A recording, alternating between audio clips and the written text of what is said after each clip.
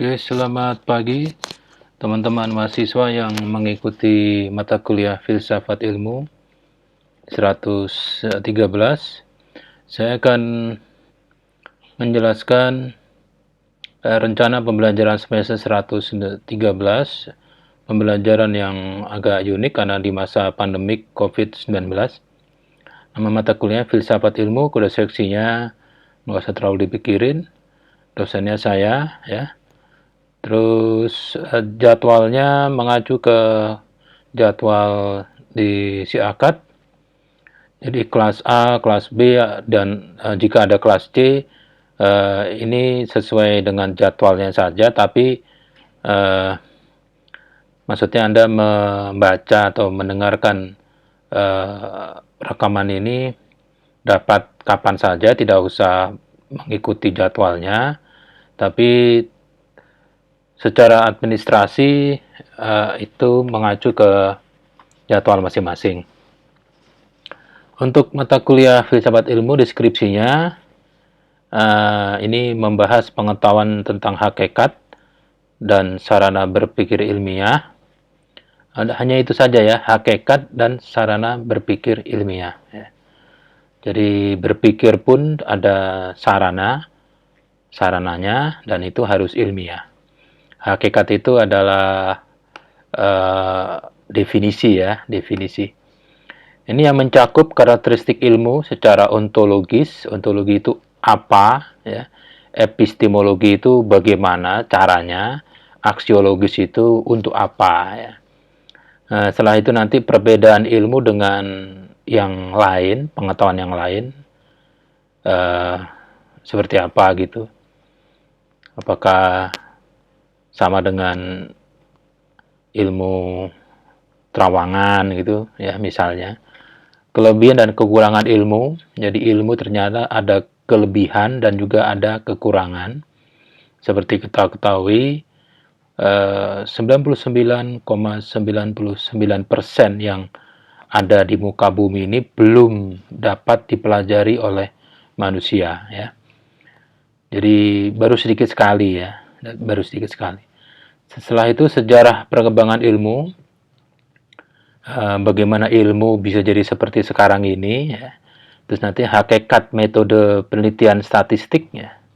Jadi ini metode penelitian statistik adalah cara untuk menguji apakah sesuatu itu benar atau salah. Hakikat bahasa ya, bahasa itu juga bergerak ya, dari bahasa yang pakai tangan sampai pakai mata ya. Ada hakikat logika. Logika itu benar salah. Anda sudah belajar ya, logika 0 1. Kalau 0 itu salah, 1 itu benar. Tapi ternyata kan di antara 0 dan 1 ada ya. Jadi misalnya membakar sate itu kalau mentah 0, kalau matang 1. Ternyata ada lagi ya. Jadi logikanya bakar sate itu misalnya 3 bit dari 000 sampai 111 ya. Ini logikanya sudah bergerak. Hakikat matematika itu adalah ini ilmu ya. Matematika itu ilmu. Jadi bukan nama ya. Jadi matematika itu ilmu. Terus hakikat etika baik buruk ya, baik buruk. Kalau logika itu benar salah, kalau etika itu baik buruk. Hakikat ilmu itu apa? Terus nanti peranan ilmu dalam perkembangan peradaban manusia. Jadi sampai kita sekarang ini bisa melihat siaran dari waktu yang lalu itu adalah karena perkembangan dari perkembangan ilmu dalam peradaban manusia. Dan kompetensi yang dikembangkan, maksudnya sebelum Anda mengikuti mata kuliah Filsafat Ilmu dan sesudah mengikuti itu pasti ada yang berbeda ya. Berbeda saat Anda mendapati suatu fenomena, atau Anda karena punya ilmu Filsafat Ilmu, Anda aksinya berbeda. Nah, aksi yang berbeda itu ada di otak. Namanya kompetensi ya. Kompetensi itu akan muncul kalau ada trigger. Nah, kompetensi-kompetensi yang akan dikembangkan ini ada banyak. Yang pertama adalah perbedaan berpikir kritis dengan berpikir filsafat dan penalaran. Apa sih berpikir kritis itu? Bedanya dengan berpikir filsafat dan penalaran. Nah, penalaran itu apa? 3. Terus, perbedaan pengertian antara filsafat dan filsafat ilmu. Filsafat itu ada definisinya, filsafat ilmu ada definisinya, ilmu ada definisinya. Yang kita pelajari adalah filsafat ilmu, bukan ilmu filsafat. Ilmu matematika, bukan matematika ilmu. Kalau ini filsafat ilmu. Ya. Karakteristik dan metode memperoleh pengetahuan. Jadi metode itu cara ya. Jadi cara memperoleh pengetahuan itu bagaimana perkembangannya. Terus metode penemuan pengetahuan dan metode ilmiah itu juga berkembang. Anda bisa baca, mendengar bahwa kalau ada pembunuhan itu yang dicari adalah bukti ya, bukti yang ilmiah. Jadi misalnya ada peluru di badannya seseorang. Nah, peluru itu ada alat bukti. Alat bukti itu bukti yang bisa bicara. Bukan pelurunya ngomong, tapi di body atau di badan pelurunya itu nanti ada baret-baret yang disebut galur-galur setelah peluru itu melewati barrel. Barrel itu dari laras. Nah, setiap laras itu akan menghasilkan DNA peluru atau guratan peluru yang berbeda. Jadi tinggal cari laras senjata mana yang menghasilkan peluru yang sama dengan peluru yang di kepalanya korban. Kalau ketemu larasnya, berarti ketemu senjatanya. Nah, senjatanya itu ada DNA tangannya, jadi serpihan epitel kulitnya, DNA nanti kelihatan. Nah, DNA kulit itu pasti nempel atau dimiliki oleh manusia. Nah, kalau manusia pasti punya nama. Jadi nanti ujungnya peluru kok bisa berubah, masuk, berpindah, yaitu karena ada yang menekan trigger ya, push the trigger. Jadi yang menekan itulah yang berpeluang besar, masih berpeluang ya, berpeluang besar itu yang memasukkan peluru ke dalam kepalanya. Itu namanya membunuh ya, memang. Nanti setelah itu dan sebagainya. Itu bukti ilmiah itu ya. Hubungan antara berpikir ilmiah ya, berpikir itu harus ilmiah gitu ya. Terus caranya mendapatkan sesuatu yang dipikir juga harus ilmiah. Dan penelitian ilmiah itu apa gitu. Nah, semua mahasiswa itu ujung-ujungnya Anda kan mengambil 144 SKS ya. Ujung dari kuliah Anda itu Anda harus membuat penelitian ilmiah, skripsi. Nah, penelitian ilmiah atau skripsi itulah sebetulnya dimulai dari filsafat ilmu ini gitu ya. Nanti kita bahas.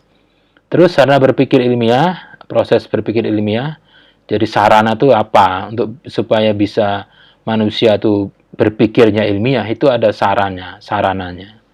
Kalau mau ke Surabaya itu ada sarananya, mau naik kereta api, pesawat, atau pakai sapu terbang ya, atau seperti itu. Nah, prosesnya juga harus ada. Dan yang terakhir, hubungan ilmu, teknologi, moral, dan seni. Bahwa ilmu itu nanti ada sangkut paut dengan teknologi ya.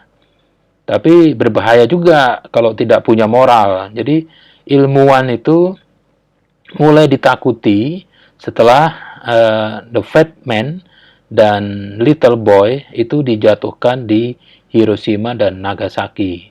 Jadi setelah itu pada noleh itu, ternyata ilmuwan itu anjir semua ya, bisa membuat sesuatu bom. Nah, bom itu bisa macam-macam. Sebetulnya bukan bikin bom ya, jadi fusi nuklir. Tapi bisa buat bom, bisa buat sesuatu yang dipanaskan dengan adanya reaksi nuklir tersebut menjadi suatu pembangkit listrik atau bagaimana. Nah, ini moral. Dan ilmu juga ada seninya gitu ya. Ilmu juga ada seninya. Jadi tinggal pilih hubungannya bagaimana gitu ya. Oke, yang berikutnya adalah rencana perkuliahan ya. Di masa pandemi COVID-19 itu yang mulia Bapak Rektor UNJ tentunya sudah memberikan rambu-rambu bahwa yang ikut, mahasiswa yang ikut itu dikasih lulus ya, tapi syarat ketentuan berlaku. Artinya kalau mengumpulkan tugas, ya mengumpulkan aja lah ya. Jadi mengumpulkan tugas tuh Anda pantas gitu ya, ada yang dikumpulkan. Jangan sama ya. Kalau misalnya beli nasi goreng untuk mertua, Anda beli, terus nanti Anda kasih tahu sendiri atau kasih cabai sendiri disuguhkan. Itu sudah berbeda kalau dengan beli. Jadi kalau tugas ya ada ramu-ramu dikit lah, setelah itu Anda kumpulkan. Ingat filenya klik kanan, jangan namanya temennya ya. Nah setelah itu ujian tengah semester Anda ikut, ujian akhir semester ikut, dan pantas-pantasnya sebagai mahasiswa gitu ya. Tanya pura-pura tanya, nggak tahu nanya atau nggak tahu benar-benar nggak tahu atau sok tahu nggak apa-apa. Jadi yang penting ada interaksi ya, adanya interaksi. Jadi PJJ, pembelajaran dalam pembelajaran jarak jauh itu ada 3 kata kunci. Ada materi, ada peserta didik dan fasilitator, dan ada medianya ya. Medianya Google Classroom, materinya ini pesertanya kita. Nah, itu ada interaksi. Kalau nggak ada interaksi itu tidak terjadi pembelajaran. Itu salah ya. PJJ itu bukan pendidikan jarak jauh, tapi pembelajaran ya. Proses ya. Nah, strategi yang digunakan dalam perkuliahan filsafat ilmu ini menggunakan pendekatan atas kompetensi yang telah ditentukan yang tadi itu ya. Terus Anda juga harus mengerjakan semua tugas. Semua tugas itu apa ya? Dari 14 kali tatap muka, ya bagus-bagusnya semua dikumpulkan gitu ya. Tapi kalau kepepet ya minimal 80% dari tugas. Hitung sendiri 80% kali 14. Kalau Anda sudah mengerjakan 14 kali 80% tugas, maka Anda sudah dapat mendapatkan nilai UAS. Tapi kalau tidak, UAS-nya ikut silahkan, tapi nggak keluar gitu ya. Itu maksudnya di situ. Oke, penilaian hasil belajar nilainya mengikuti SK Rektor dari A sampai E ya, rentang 100 sampai 0.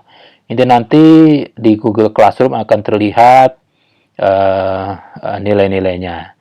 UTS 40%, bobotnya, UAS 40%, dan tugas 20%. Ingat ya, tugas ini 20% adalah rata-rata dari 14 tugas yang wajib Anda kerjakan. Rencana kegiatan pembelajaran dilaksanakan 14 kali tatap muka PJJ menggunakan Google Classroom. Ini di luar UTS dan UAS ya. Untuk sebarannya saat ini PJJ pertama ini, materi PJJ pertama ini adalah kontrak mata kuliah, dan nanti ada berpikir kritis, ilmu, dan filsafat ya. Saya kira kelihatan ini ujian tengah semester nanti bisa terlihat bulan kapan. Untuk buku referensinya, ini untuk standar UNJ menggunakan Filsafat Ilmu Sebuah Pengantar Populer ya, dari Pak Yuyun ya, Yuyun Surya Sumantri. Deskripsi tugas itu nanti akan diberikan di setiap akhir dari PJJ ya. Saya kira cukup. Nanti kalau ada pertanyaan silahkan Anda tanya di Google Classroom. Jadi saya dengan ini menyampaikan bahwa tujuan dari material yang pertama ini adalah kontrak mata kuliah Filsafat Ilmu di 113. Saya nyatakan telah selesai ya.